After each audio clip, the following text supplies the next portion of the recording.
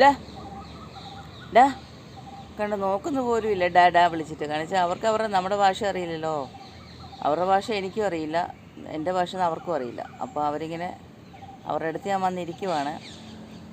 കുറേ ആൾക്കാരുണ്ട് ഇവിടെ, ഇഷ്ടം പോലെ ഇവരിങ്ങനെ ഉണ്ട്. പക്ഷേ നമ്മുടെ നാട്ടിലെ പോലെ മെലിഞ്ഞുണങ്ങി നടക്കുന്നുണ്ട്. നല്ല അടിപൊളിയായിട്ട് നല്ല വൃത്തിക്ക് നടക്കുന്ന ആൾക്കാരാണ്. നല്ല ഭക്ഷണമൊക്കെ ഉണ്ട്. കോട്ടേഴ്സ് ആണല്ലോ, ആൾക്കാരൊക്കെ ഇഷ്ടംപോലെ ഭക്ഷണം കൊടുക്കും. ആരും എറിഞ്ഞോടിക്കുകയൊന്നുമില്ല. നമ്മുടെ നാട്ടിലാണ് എറിഞ്ഞോടിയിലൊക്കെ.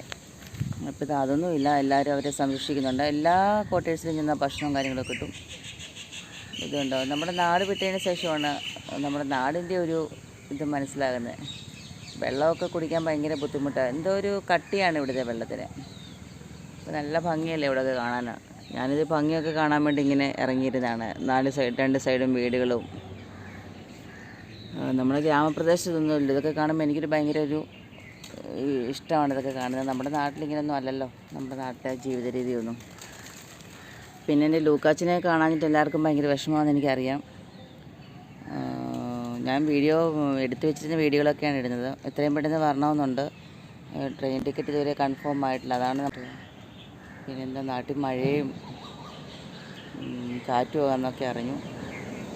അത് കാരണമാണ് നമുക്കിവിടെ അതിൻ്റെ ബുദ്ധിമുട്ടുകളുണ്ട്. കാരണം ചില ട്രെയിനൊന്നും കൺഫേം ആയിട്ടില്ല ഇതുവരെ.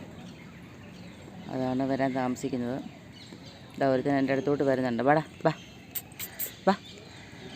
അവനെന്താണെന്ന് അറിയത്തില്ല, അവന് വാലാട്ടുന്നുണ്ട് കേട്ടോ. വാ. ഓ കണ്ടോ, ആംഗ്യ ഭാഷയൊക്കെ കാണിച്ചു തരുന്നുണ്ട്. പക്ഷേ എന്താണെന്ന് നമുക്കറിയില്ല. നമ്മുടെ അവിടെ കാണിക്കുന്ന പോലെ തന്നെ നമ്മുടെ അവന്മാർ സ്നേഹപ്രകടനം നമ്മളോട് കാണിക്കുമല്ലോ. അപ്പോൾ ആ സ്നേഹപ്രകടനം എന്നോടും കാണിക്കുക. ഇനി വന്നേടാ, ബാ ബാ ഡേ, ഇനി വന്നേ ബാ. മൈൻഡ് ചെയ്യുന്നില്ല. ഇനി വാടാന്ന് വിളിച്ചിട്ട് എവിടെ മൈൻഡ് ചെയ്യാനാ. പിന്നെ അങ്ങനെ ഇരിക്കുന്നു. എത്രയും പെട്ടെന്ന് വരുന്നതായിരിക്കും. ടിക്കറ്റിന് രാവിലെ 3 മണി ആയപ്പോൾ തൊട്ട് റെയിൽവേ സ്റ്റേഷനിൽ വന്ന് നമ്മൾ ക്യൂ നിൽക്കുവാണ്. ഇതുവരെ ടിക്കറ്റ് കൺഫേം ആയിട്ടില്ല. എന്തായാലും ഇന്ന് രാത്രി നമ്മളവിടെ കയറും. പിന്നെ എന്താ വിശേഷം? പിന്നെ വിശേഷം ഒന്നുമില്ല. ലൂക്കാടെ വിശേഷമായിട്ട് എന്താടാ, എന്നോടാണോടാ ഞാനിങ്ങനെ സംസാരിക്കുന്ന ഭാഷ കേട്ട് അവർക്ക് ദേഷ്യം വരുന്നെന്ന് തോന്നുന്നു. മലയാളം